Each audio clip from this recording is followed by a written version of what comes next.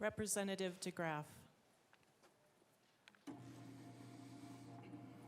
Thank you, Madam Speaker, and good morning to the people of the former Free State of Colorado. It is with profound reverence for the Supreme Ruler of the universe in order to form a more independent and perfect government, establish justice, ensure tranquility, provide for the common defense, promote the general welfare, and secure the blessings of liberty to ourselves and to our posterity, that I assert my support for the Constitution of the State of Colorado and for the United States of America, and for this Sanctity of Life Month. Sanctity of Life Month is a good time to review our purpose of government, that to secure these rights, among which are life, liberty, and the pursuit of happiness, governments are instituted among men, deriving their just power from the consent of the governed. Life is the first of these rights. Now, life and these rights are only found as a right in our Declaration of Independence, that golden apple set in a setting of silver, as noted by Abraham Lincoln. It's the only that place that we have these rights. And it's very important that we enshrine them. So today we're talking about reproductive justice, and euphemistically it is being used to murder the people that have been, the humans, the people that have been reproduced. Reproductive justice, I just heard, is when all get to make their determinations about bodily autonomy.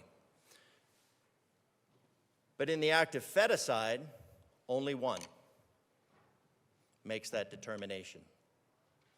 Often coerced, often manipulated, often abused. Now, nothing unifies the death cult like the rending of an preborn human into saleable parts. And that is a dark day for America.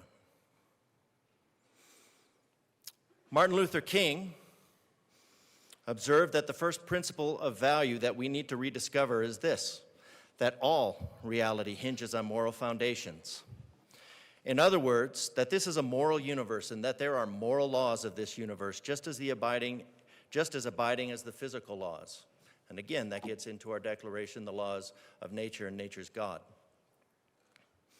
And when we look to our rights, we hold these truths to be self-evident, that all men are created equal, endowed by their Creator with certain unalienable rights, that among these are life, liberty, and the pursuit of happiness. They are premised on a Creator. And if we do not have that Creator, we have no rights. If we deny these rights to one, we deny these rights to all.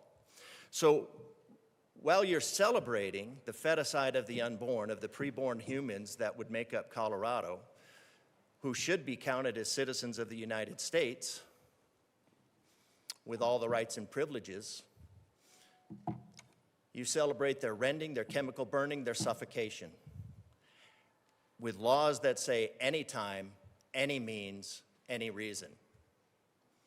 Medical experimentation, done. Sale of parts, done. Everything is legal. By removing the rights of one, you remove the rights of all. Rights are either all for one or none for all. And we need to be very careful. MLK did observe that you cannot legislate morality, but neither can you make the immoral moral through legislation or celebration. And don't worry, I'm not presuming to speak on behalf of women, although I could identify one and you would celebrate that. I'm speaking on behalf of the preborn, because I was once a preborn. So I can speak on behalf of the preborn. It is a morally twisted world where murder of the unborn is called reproductive care, an emergency medical treatment. In fact, pregnancy is now an emergency crisis.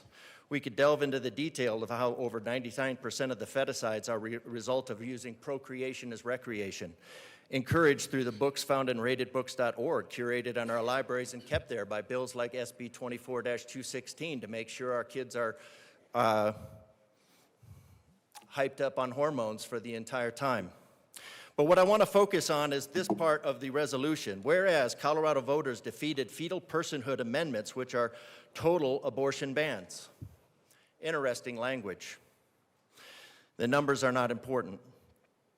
The reason for this tortured discrimination is the Constitution itself, because you want to avoid the inconvenience of the 5th and 14th Amendments. 5th Amendment, no person shall be deprived of life, liberty, or property without due process of the law.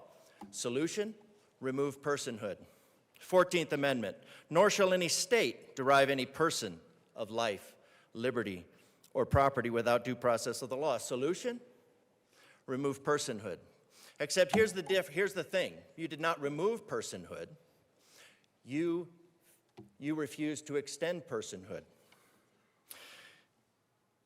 So you link personhood to the right of life, but personhood is never conferred on you, any of you.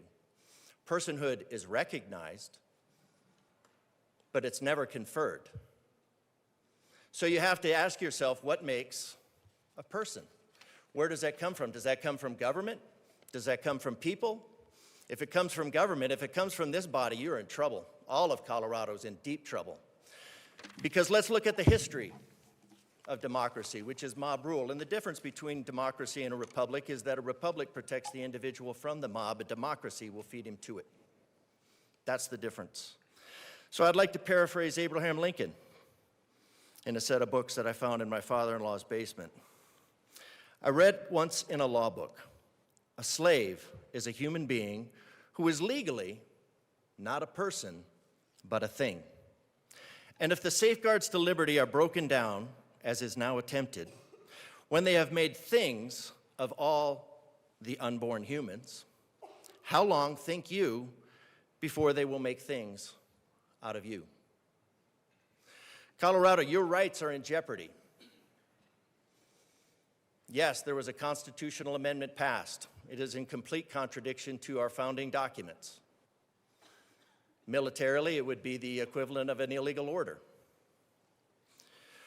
When you consider an unborn person, an unborn human, to be not a person but a thing, and commit an act wholly in violation of the laws of nature and nature's God, by which I mean the human body, our entire physiology is driven for the purpose of reproduction.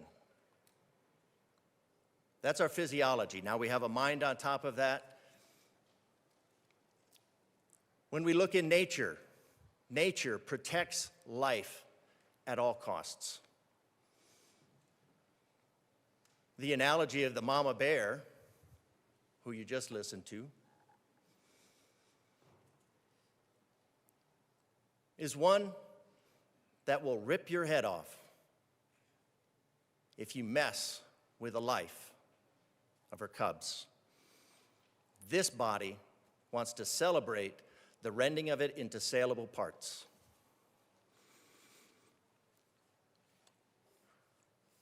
When you create an act wholly in violation of the laws of nature and nature of God, it is only a matter of time before they make a thing out of you. And I would argue that this government, the socialist ideology that rejects a creator, has made a thing out of you.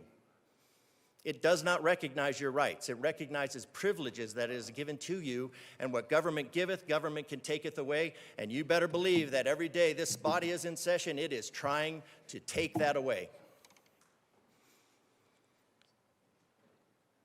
These rights will not be just given away with your permission, but with your blessing and sanction.